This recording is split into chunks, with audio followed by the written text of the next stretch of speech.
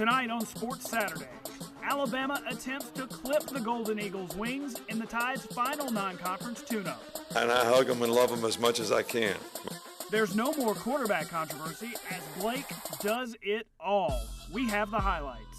Plus, the Dogs and Cox go down to the wire, and it was this close. It was very close, that's all I can say. So grab a seat. We're swaying to our own beat. It's Sports Saturday, and we're blasting off right now. Turn down for what? From the campus of the University of Alabama, live sports from Alabama's sports team. This is WVUA Sports. Hey, welcome in everybody. We get started with a great performance from Kenyon the Great, or Drake the Great. Kenyon Drake scores 3 touchdowns tonight, 9 touches. I don't know the math on that, but I do know that that is pretty good as the Tide rolls on over the Golden Eagles, 52-12. And welcome in to Sports Saturday, everybody. I'm BJ Millican. I'm with you for the next 15 minutes breaking down that game and checking in on other SEC, local, and national games. We're going to start with the Tide trying to push their home winning streak to 10. Derek Thomas's mother holds up Derek's Hall of Fame plaque. Edith Morgan, great thing for her. That was a great honor. Southern Miss, though, ends their first drive. They were on the board first. 33-yard field goal from Corey Acosta. Bama came out a little flat in this one, but the Tide strikes back. Blake Sims buys some time, finds who else? Amari Cooper. He goes 22 yards. On that hookup, Bama up 7-3. Sims, though, he's good at this too. Improvisation, I think's the right word. 3-yard scramble right towards our cameras. 9:32 left in the second. 4 now. Over just 5 minutes left in the third. I'm saying lots of numbers. Brian Vogler catches the first touchdown pass to a tight end. How about that? Big time for him. 35-9, Bama rolling now. And it gets worse when Kenyon Drake, we just saw this, he tears through the D, 29 yards, finished with 3 touchdowns. And then even Tyron Jones gets into the action late. Little garbage time score here, 16 seconds left. Bama wins big, 52-12. Here's Nick Saban after the big win. Good week of practice, but it just seemed like the longer we waited to play today, the little more casual everybody got. But I was really proud of the way, our team responded, especially in the second half. I thought we, put together 2 or 3 really good drives to start out the second half. And, defensively, I thought we played well in the game. I just thought that, we gave up a few plays that those are the kind of plays that we're going to need to make in the future that turn out to be sort of explosive plays that we're in pretty good position on, and we need to try to make some of those plays. There you go. Here's some of those numbers. 12 of 17 for Blake Sims, 168 yards. Really in control of this game. Jacob Coker didn't come in until late in the second half. Rushing, he also did it all on the ground, 46 yards and a touchdown. Amari Cooper continues to have his bonkers season.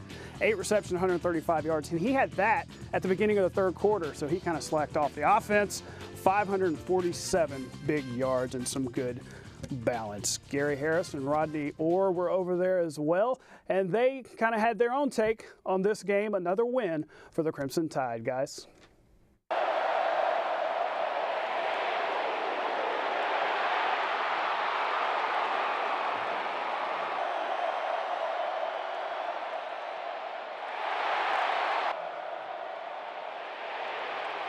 Thank you so much, BJ. Gary Harris along with Rodney Orr from TiderInsider.com and Tider Insider TV. Alabama wins 52-12.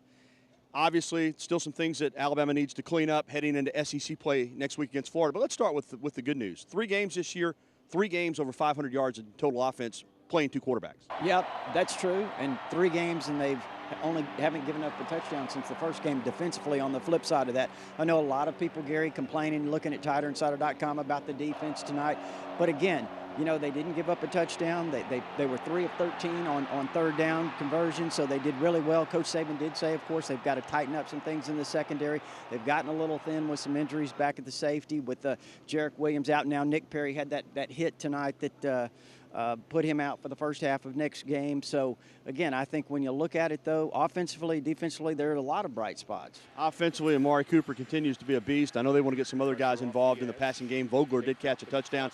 Saban, though, afterwards mentioned the inside running game. It needs to be better. Yeah, I think so, Gary. And again, you're talking about a new guard there with Leon Brown, and he and Shank Taylor have kind of been going back and forth at that right guard spot.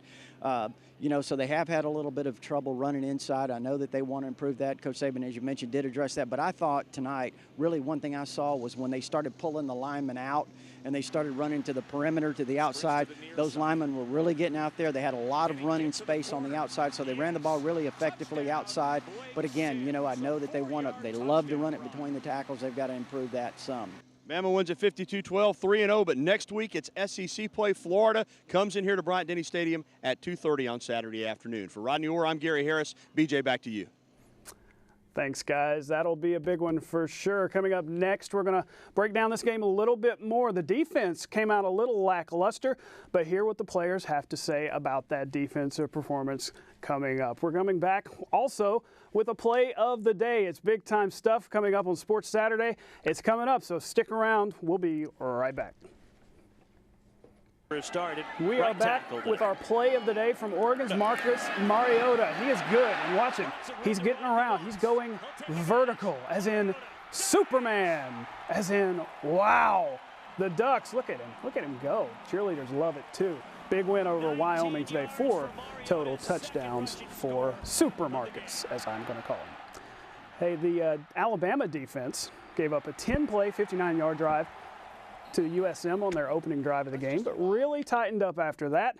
For the second consecutive game, the Crimson Tide did not give up a touchdown, holding the Golden Eagles to 4 field goals, 263 yards of total offense. While they only sacked Nick Mullins one time, they constantly harassed the sophomore from Spain Park.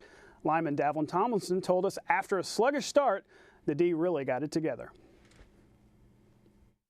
When we first started off, I guess we were still sleeping, but after a while we all just hit on our cleats and just had to man up. In the second half, we just wanted to affect the quarterback and then so it should slow down their offense and affect their whole offense scheme.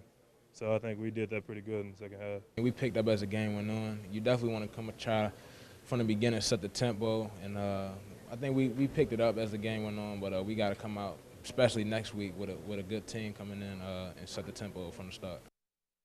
There you go. Much more Tide reaction and video on WVUATV.com. Now on to the biggest game of the day in the SEC. So big, they waited for an hour and a half to start it. Yeah, another weather delay, but ultimately it was worth the wait. We're talking about South Carolina hosting Georgia. South Carolina trying to stay alive in the SEC. Each fourth quarter, back and forth they went until the Gamecocks' other back, that's Brandon Gone Wilds, 24 yards for the 38-28 lead. But the Dogs came right back. They had a chance to tie it, but Marshall Morgan misses the field goal. Here's the play of the game right here. Dylan Thompson on the 4th-and-1 gamble. Did he get it? Let's see. They're going to measure. It's that close. He did. South Carolina survives 38-35. Coach Spurrier was asked about that spot in the post game. Did you get a chance to see that that spot on that play? I saw it twice. What do you mean? I know you saw it, but It was very close. That's all I can say. It was very close first time, very close second time, and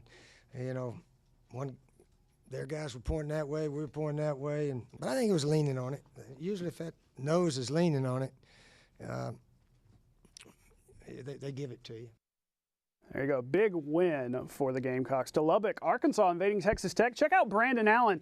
Oh, running like someone set his truck on fire. He's going into the end zone, though. That gives the Hogs a 10-point lead. Don't go away yet, though. The Red Raiders come back in this one. Davis Webb to Jakeem Grant. Touchdown. Tech right back in it. But guess what? Arkansas is starting to look like big old Brett Bielema. Running tough. 438 rushing yards. 7 scores on the ground. The Hogs get a huge non-conference win. 49-28.